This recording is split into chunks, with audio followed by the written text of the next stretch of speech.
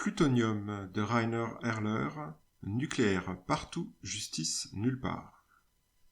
Réalisateur de Plutonium, Rainer Erler est l'un des plus importants réalisateurs allemands en matière de science-fiction. À titre d'illustration, son feuilleton Das Blaue Palais, diffusé à la télévision allemande de 1974 à 1976, est considéré comme l'un des sommets de la SF allemande, préfigurant même la série X-Files avec ses scientifiques confrontés à des énigmes à résoudre.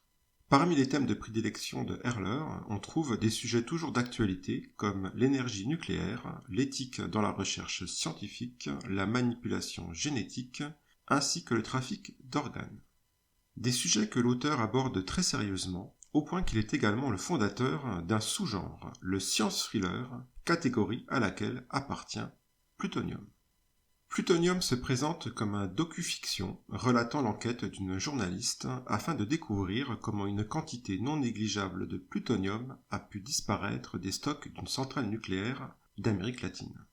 Progressivement, et au péril de sa vie, la reporter finit par mettre en lumière un vaste réseau impliquant des instances gouvernementales et terroristes. Le docu-fiction ne cherche pas à condamner le nucléaire, mais plutôt à mettre en évidence les dangers que représente son exploitation dans un système qui n'a rien de démocratique.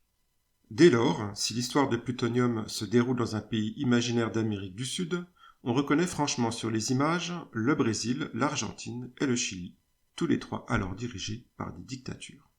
À l'époque, la question est bouillante, car le 18 mai 1974, l'Inde vient de mener avec succès une explosion souterraine.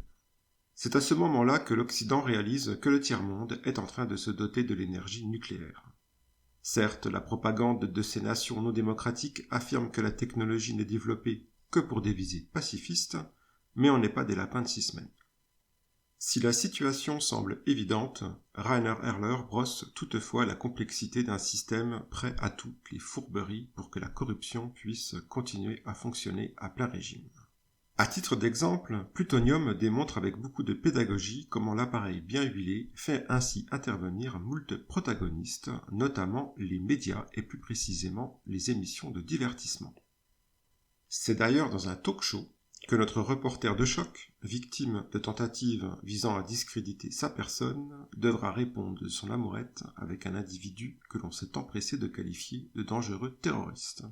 Quoi qu'il en soit, la soif de vérité de la journaliste ne l'empêchera pas de révéler que la question dépasse la gestion de nucléaire par des puissances non démocratiques. En effet, la corruption n'a pas de frontières. Manipulation et mensonges débouchent ainsi et inévitablement sur la piste de complots industriels. Sur ce chemin, Plutonium ne va pas faire preuve de beaucoup d'originalité, mais sa forme particulière de docu-fiction lui permet de gagner en réalisme. Toutefois, Plutonium ne dépasse pas sa fonction dénonciatrice. En effet, une fois dévoilé, on ne sait pas trop quoi faire de ces conspirations. L'accusation ne mène donc pas à des remises en question plus profondes de notre civilisation et surtout pas à contester le nucléaire. Le film reste cependant passionnant de bout en bout, principalement grâce à la prestation de Charlotte Kerr, incarnant avec passion cette femme journaliste au caractère trempé qui a de la répartie, des valeurs et des convictions. Droite dans ses bottes, elle ira jusqu'à questionner la définition même du terrorisme. Devenue populaire en Allemagne après avoir participé à l'alter ego germanique de Star Trek, Commando spatial, la fantastique aventure du vaisseau Orion, Charlotte Kerr retrouvera le réalisateur Rainer Erler dans un autre téléfilm, Fleisch, mais Plutonium restera son œuvre la plus marquante.